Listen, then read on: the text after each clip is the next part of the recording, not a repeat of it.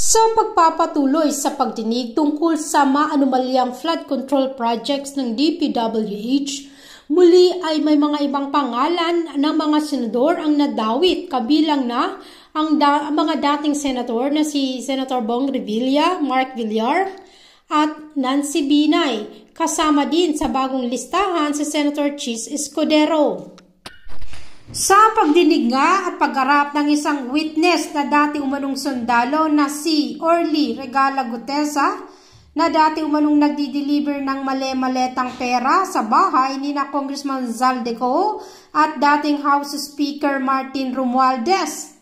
Tila scripted naman umano ito ayon sa mga netizens, dahil parang tinuruan umano ni Marcoleta na basahin ng maayos at hindi mabilis ang pagbasa sa binigay na script. Mariin namang itinanggi ni late Representative Martin Romualdez ang pagtanggap umano ng pera mula sa proyekto ng DPWH.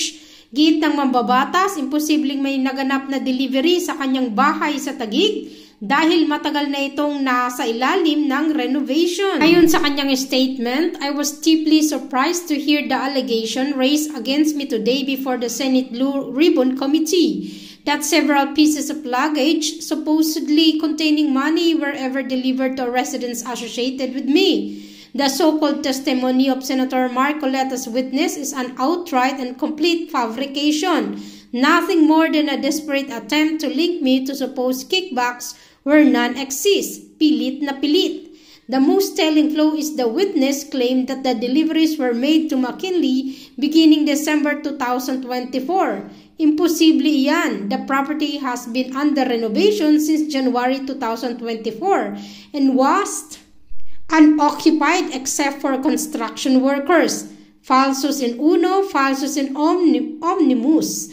False in one thing, false in everything. This is clearly political and the product of coaching. I will not allow these perjurious statements to pass unchallenged. Hindi ko ito palalampasin. I repeat, I have never received or benefited from kickbacks in any infrastructure projects. I have never authorized, instructed, or allowed anyone to engage in any conduct that would betray the people or taint my name. Samantala, walang courtesy of notice, inuutos ni Senate Blue Ribbon Committee Chairman Senator Panfilo Ping Lacson ang full record check at background investigation sa surprise witness na si Orly Gutesa sa pagdinig sa mga maanumalyang flood control projects kahapon. Ayon kay Lacson, nagulat sila nang ipresenta si Gutesa sa committee na wala man lang courtesy of notice. Itinanggi rin umano ng abogado sa notarial details sa affidavit ni Gutesa na siya ang pumirma at naganda ng dokumento.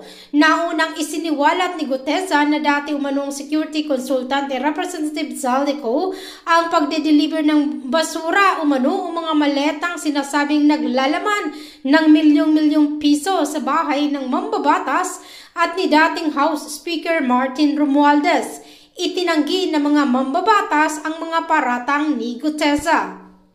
Ayon sa mga netizens na pumalpak umano ang drama ni Redante Marcoleta na nagpadala kay Orly Gutesa as a source person sa Senado. Ang affidavit daw ni Orly ay fake. Notary Public Attorney Pechi Rose Esparra disowns and denies notarizing the affidavit of Marcoleta's witness Orly Gutesa. Ibig sabihin daw, peke ang dokumentong ipinasa niya. Yes, Mr. Chair. Ilayo, sir, oh. From casino to DBM. Ako'y nagtataka kung bakit ganito na lang ka-powerful si Zaldico na siya na ang chairman ng Appropriations Committee ng House. At the same time, para na rin siyang secretary ng DBM. At the same time, para na rin siyang secretary ng DPWH. You know why? Kasi, dito sa records natin, for 2024 only, yung unprogrammed appropriations, particularly doon sa SAGIP, strengthening assistance for government infrastructure and social programs. 200 billion plus ang na-release ninyo and 155.8 billion ni-release nyo sa DPWH. Ang program ito ha. Ngayon, sabi ni D.E. Alcantara, pupunta sa kanya si Saldico, nagsasabi na meron kaming ilalagak sa inyo na pera, na pundo, gumawa ka ng listahan. Tapos, pag gumawa na si Alcantara ng listahan, submit niya kay Saldico. So, ang tanong ngayon from Saldico, ito ba'y sinabit niya kay Secretary Bunuan or diretso na sa inyo? Bakit nakapag-release kayo ng SARO sa mga ghost projects sa Bulacan na galing sa program appropriations? Mr. Chair, Sige. we only acted on requests coming from the agency, not from the Congress. So in this case, this comes from the Department of Public Works and Highways, Mr. Chair. Okay, Engineer Alcantara, sa pagkakaalam mo, pag-submit mo ng listings ng project kay Saldico, binibigay pa niya kay Secretary Bunuan para Sir, si Bunuan mag-request sa DBM? Sir, hindi ko na po alam yung after nung nagbigay po ko kung Saldi. Hindi ka nagtanong? Hindi na po ako nagtanong. Basta sa kanya ko lang po pinapasa by Viber po. Okay, so assuming na ito ay sinasubmit ni Saldico to Secretary Bunuan being the head of, tama ba sabihin ko, HOPE, head of procuring entity, si Secretary Bunuan in this case? No, Mr. Chair, No. he is the head of the agency. Head of agency. Kasi isasubmit niya ito sa inyo in the form of agency budget. Special budget request. Ano? Special budget request, Mr. Chair. Special budget request. Isasubmit sa inyo. Ngayon, pag nag-certify ang Bureau of Treasury na merong available funds, magbigay ka agad kayo na SARO para dyan. Correct? Mr. Chair, of course, based on the request, we will evaluate and then kung titignan namin, Mr. Chair, kung there's available excess revenue because ang program fund could only be unlocked if there is an excess revenue certified by the Bureau of the Treasury. Correct. Oh, so kaya nga ako'y nagtataka. Imposible magawa ito lahat ni Saldico na walang kakunaybans dyan sa loob ng DBM. Mr. Chair, I don't think so na mangyari ito. Bigyan pa ng additional 1 minute or 2 minutes additional? 2 minutes, sir. 2 minutes, sige. 2 minutes. Last, 2 minutes. Yes, Senator. Nag-interject ka naman sa akin, so ako.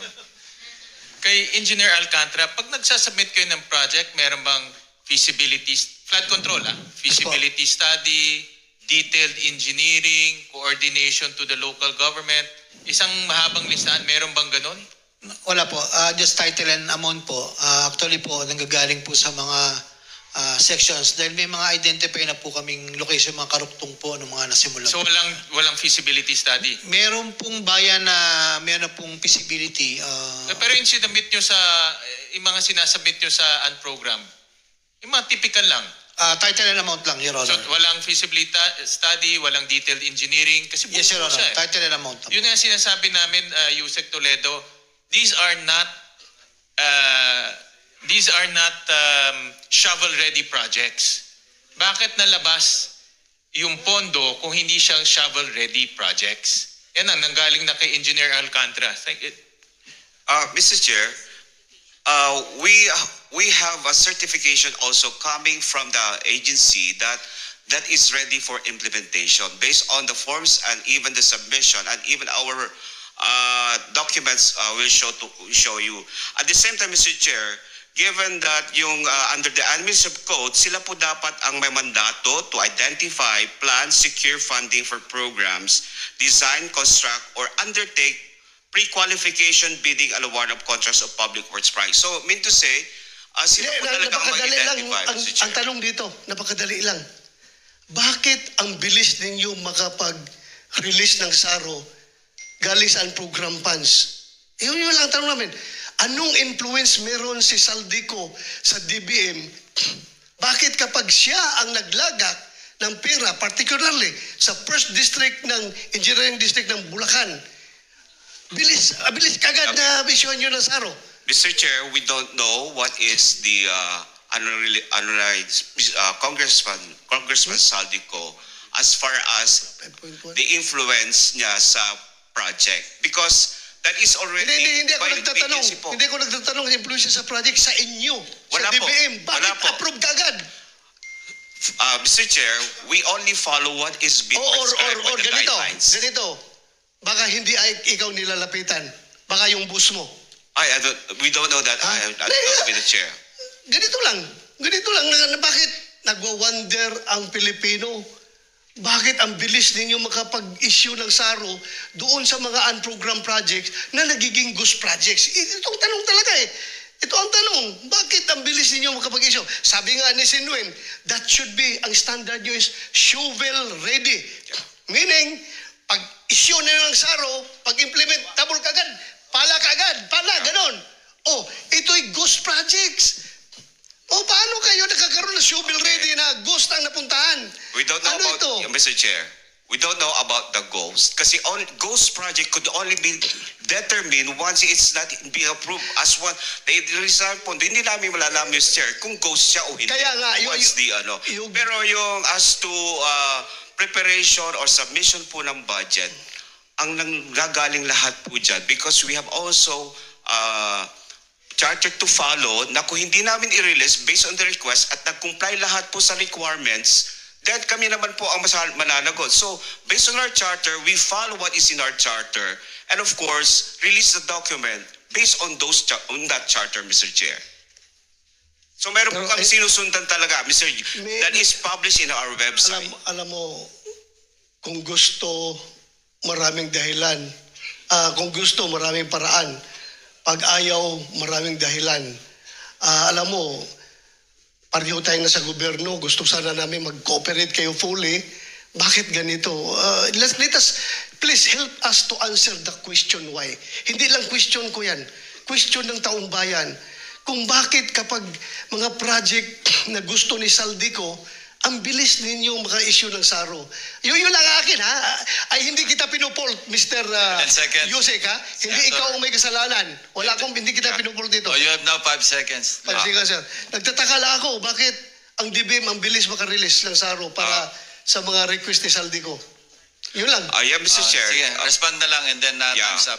Lahat po tayo, sir, Mr. Chair, we are ruled by law. So we follow what is in the law, what are the rules and regulations.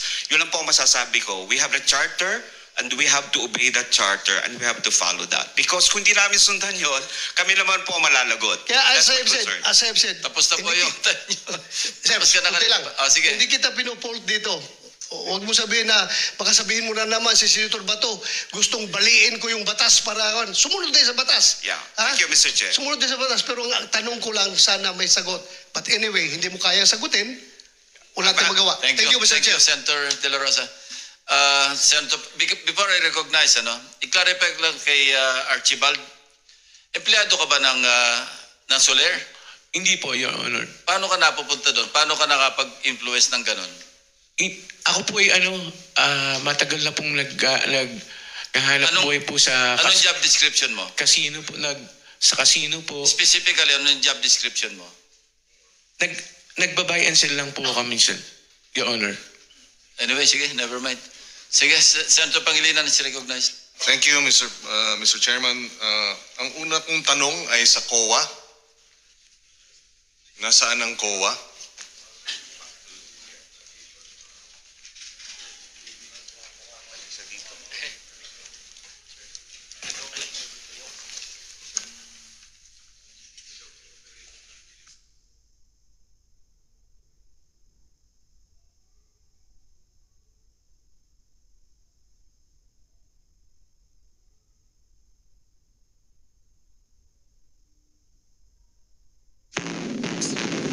Mga kabombo, mga Castor Nation, tuloy pa rin ho yung pagdinig. Ngunit may mga ilang dokumento na inaayos habang ongoing itong hearing. And kasama na ho dyan, mga kabombo, yung para dun sa Commission on Audit sapagkat sila yung isa ho sa nauusisa hinggil dun sa mga proseso At ganun din, yung mga hakbang na ginagawa at hindi masecure yung ilang mga papers na kinakailangan. Ituloy natin mga kabombo ang pagdinig. Sabihin sa investigation, kasi po sir, di ba po impeachable official po siya. Pero No, with respect to your internal, your internal processes as a commission, hindi naman pwedeng maghihintay kayo ng impeachment? Should you not also have your internal investigation? sa mga transactions po siguro sir, nire-review na ng mga auditors, and even po doon sa na-mention po nung nakaraang hearing sir na mayroon po siyang transaction sa Bulacan, kasama po yun sa fraud audit. Pero doon po sa position niya bilang commissioner sir na investigation, parang hindi po saklaw ng COA po. Ibig sabihin hanggat walang impeachment investigation or complaint, walang aksyon ng COA sa ganitong klaseng sitwasyon? Sir, hindi ko po masasagot sir kasi sir, di ba po ang option lang it's either mag-resign po siya or ma-impeach po siya. Okay, but kung gano'n ang hihintayin natin, ibig sabihin hanggat walang nagpa-file ng impeachment complaint, wala ring internal disciplinary processes yung COA. For example, okay, I can understand that up to a certain extent, although I disagree with it, no, na wala kayong pwedeng gawin dahil impeachable officials. But dun sa mga COA auditors na may kinalaman o na-involve or sila ang nag-audit nitong mga ghost projects, meron ba kayong ginagawa tungkol doon? Kasama po siya sa fraud audit, sir. Kasama po siya sa objective ng fraud audit team kung involved po yung mga auditors natin. And then eventually kung ma-prove po siya ng fraud audit team natin, nakasama po yung mga auditors, isasubmit po yan sa internal audit affairs po namin. Yeah, but how long will that take? Kasi ang pinag-uusapan dito 2020, at least initially 2023, yes. 2024, 2025 based dito sa Salaysay. Okay. Meron na kayong ongoing investigation ng mga auditors ninyo? In other words, meron bang nag-audit sa mga auditor? Meron po sir, opo. Meron po. Okay, kasi nga yung gusto nating malaman kung totoo ba yung biro na commission o audit. Ibig sabihin, bigyan nyo kami ng komisyon at kung walang komisyon, bibigyan namin kayo ng audit. Kasi hindi natin alam paano nakalampas lahat itong mga substandard, etc. ng ilang taon. No? So, we need that information in the next hearing. If you can at least submit an updated, ano ang update doon sa mga investigation ng mga auditors that may have yung fraud, unit, what do you call it? Fraud Audit Office po, sir. Okay. But as far as I'm concerned po, sir, wala na po din doon sa team yung mga auditors natin sa Bulacan First District Engineering Officer na reshuffle na po sila. Opo. Bakit naman reshuffle? Baka mamaya kung saan nun sila dalhin, doon naman sila gagawa ng kanilang kalokohan, hindi ba? Hindi po, sir. Wala na po sa auditing unit po. Yes, but should not there be a deeper investigation? Were they involved? May ongoing na po, okay, sir. so we want the update. If it's meant to be confidential, then we will keep it strictly confidential. But the committee I would be interested, and I'm sure the committee would be interested to know what you're doing. Opo, sir. Okay, Opo. thank you. Thank you. And sa usapin ni Commissioner Lipana, mabalik lang tayo. Meron akong kontrata dito, contract of agreement, no? Department of Public Works, no, involving Convergence and Special Report Program, Olympus Mining and Builders. Siguro, Mr. Chairman, I will turn this over to the committee because interesting enough, ang asawa ni Mr. Commissioner Lipana, ang ginagamit niya doon sa kontrata is her maiden name. Olympus Mining and Builders Group Philippines, represented by Marilu G. Laurio. So mukhang merong concealment, no? Dahil alam niyang asawa siya ng isang commissioner, hindi siya pwedeng kumontrata dahil may conflict of interest. So dito nakalagay Marilu G. Lario and she signed it. No? Pinirmahan niya. Authorized Managing Officer. Ganun din sa Olympus Mining. Marilu Lario, name and signature of contractor's representative. No? So maybe we should also invite Miss... What is her name? Laurio or Lipana, also known as to this to the committee for the next hearing, so that she can shed light as to these contracts, Mr. Chairman. Now, puntahan natin si Sims Construction, Sally. Sabi mo ikaw ay nagwi-withdraw ng sa Malolos, Bulacan Land Bank? Yes, Your Honor. Magkano wini-withdraw mo? Kasi, Your Honor, hindi na, halimbawa 457, kung ano lang po yung available that day, hati-hatiin po yun. Magkano nga yung isang transaksyon? 50 million? 10 million? 100 million? Cash. Wini-withdraw mo ng cash. Yes, Your Honor. Ano po may withdrawal po 457 457 million. Pumayag yung bank manager sa 457 million cash. Wala kayong cheque? Checking account ba yun? Cash po yun, Your Honor. Na-request ko po. Paano pumayag yung bank manager na i-release yung 457 million cash? Ano naman po, sa land bank naman po yun at, Your Honor.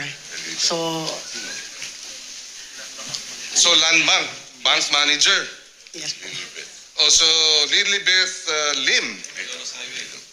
Malolos Highway po. Andito pala, is she from the land bank? Malolos Highway. Malolos branch. Ma'am, can you join us? So,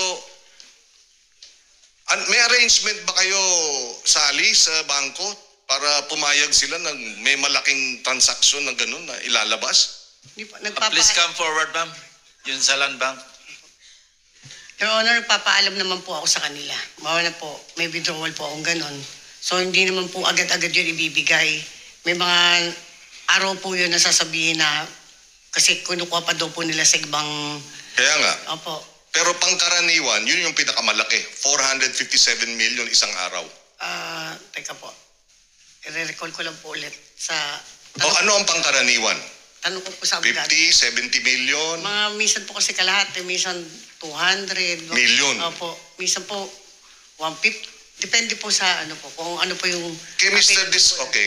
Diskaya, ganun din ba? Meron kayong account sa land bank? Yes, Your Honor, meron po. Tapos dinideposit sa inyong account sa land bank yung pondo ng DPWH? Your Honor, ano po, LDAP po. LDAP.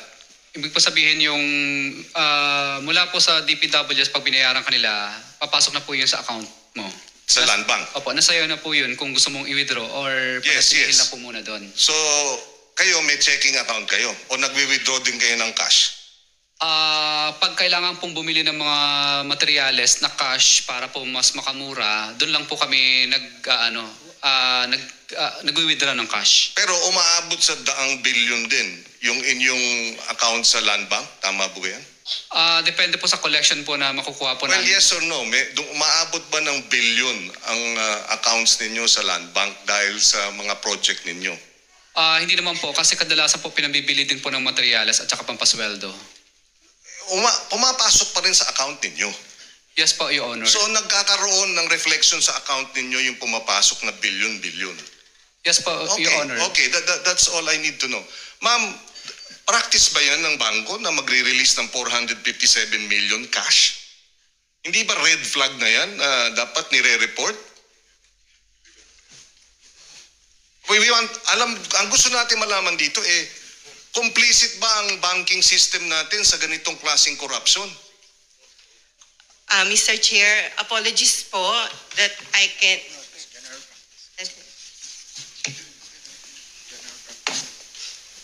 Kindly stand up, ma'am, so you can administer your oath. Do you swear or affirm to tell the truth, the whole truth, and nothing but the truth in this proceeding? Yes po. Thank you. You may take your seat. Please proceed.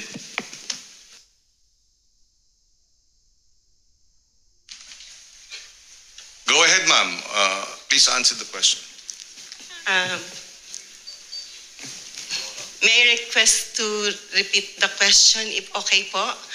Apologies po. Yes. Mr. Chair. Ganun ba ang patakaran? You can have 457 million pesos cash released as a bank on a single day, and wala ba, di ba red flag na yan? Di ba dapat nire-report na yan? We want to know if the banks are complicit in this the illegal transactions using government funding. You're land bank, di ba? Yes.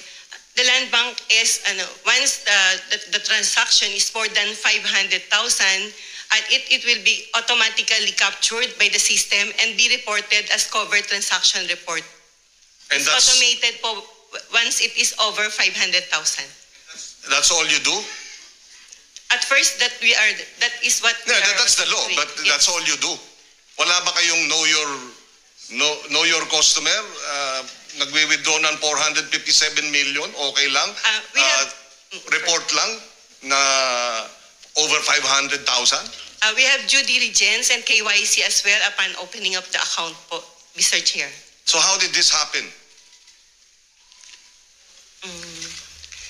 In particular account po, it is, according to bank secrecy, we need to request for the consent of the, of the client. Miss Sims, Miss Sally, okay lang siyang magpaliwanag? Under the bank? Your Honor, paalam lang po ako sa attorney ko. Oh. Waiver of your rights to under the bank secrecy law. Yes, Your Honor.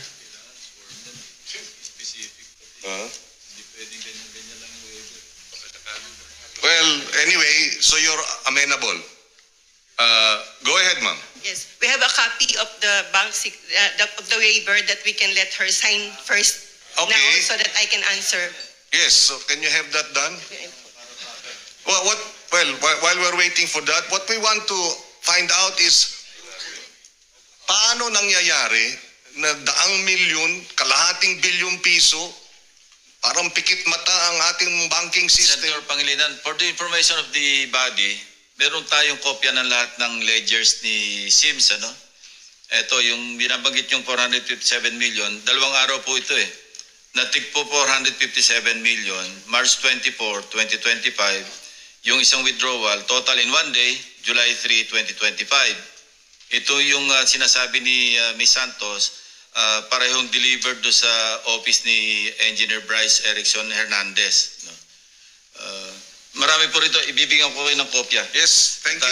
I-reproduce natin. Marami po, merong withdrawal na 180 million, may withdrawal na 141 million, withdrawal na 299 million, withdrawal na 65 million. Puro isang araw ito. Tsaka puro cash. Puro cash ito, cash. Okay. Bakit hindi cheque? O manager's check? Bakit walang patakaran ang bangko na teka muna? Kasi pag may cheque, meron ding paper trail. Kaya cash. Kaya 500 million cash sa loob ng 2 araw. Hindi napapansin ng ating government bank pa ho ito. At most likely, alam ninyong government funds yung binayad doon sa kliyente ninyo. Senator Kiko, bigyan ka namin ng additional 2 minutes. Yes, please. Thank you. Thank you. Go ahead, Ms. Lim.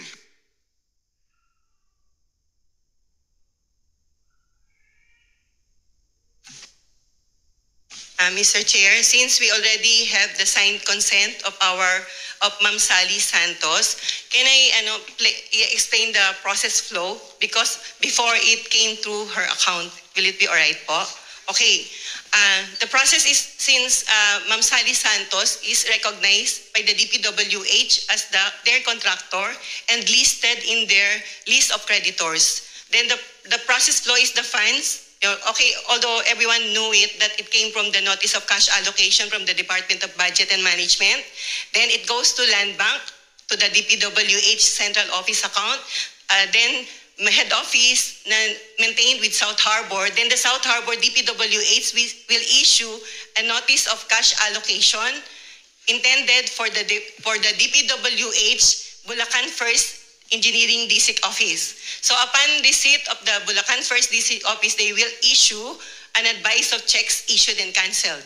So that advice of checks issued and cancelled coming from them with the regulation of the Bureau of Treasury for the 24 hours period before they can withdraw it or before they can credit it to the respective accounts of the contractors. So after the 24 hours, the following day, they will issue the list of due and demandable accounts payable, advice to debit accounts, that is the LDDAP-ADA. They will send us that ADA, and then Land Bank will process it through the financial system. Then upon uploading, it will automatically credited to the different accounts, a passbook account of the different contractors. So once we receive that different accounts, that it will credit the account of intended for Ma'am Sally Santos. And that amount that she withdraw is not necessarily a one-time credit. It's on different LDDAP number po. So then yun sabi nyo yung nag-pile up. That's it po. Yes, but you didn't explain, is that standard?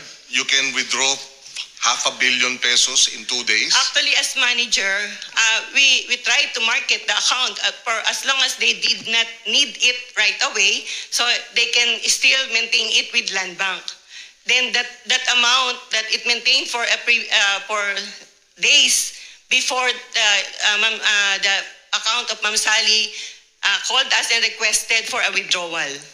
Yes. Then upon receipt, upon knowing of her withdrawal, right away we informed her that we need to source fund for that we cannot automatically Kaya have nga that 2 days. Not only 2 days, it took for that particular account. This transaction was 2 days. Based on the dalawang araw to put together yung 457 million. Yes, Your Honor. So hindi kayo nagtaka? Bakit cash? Bakit 457 million? At bakit dalawang araw? Your Honor, hindi po ako kasi magtataka or mag-iisip ng negative since the funding is coming from the government and the DPWH and knowing it's for the project. So hindi po ako talaga nagtaka po. Hindi ba common sense lang na 200 million cash for the project? Paano? Pero bang nagbabayad ng cash? Ano yun? Di ba dapat cheque?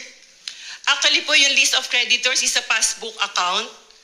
And yun po yung nire-report po nila. Then they have their The principle behind yung 500,000 suspicious transactions is because suspicious transactions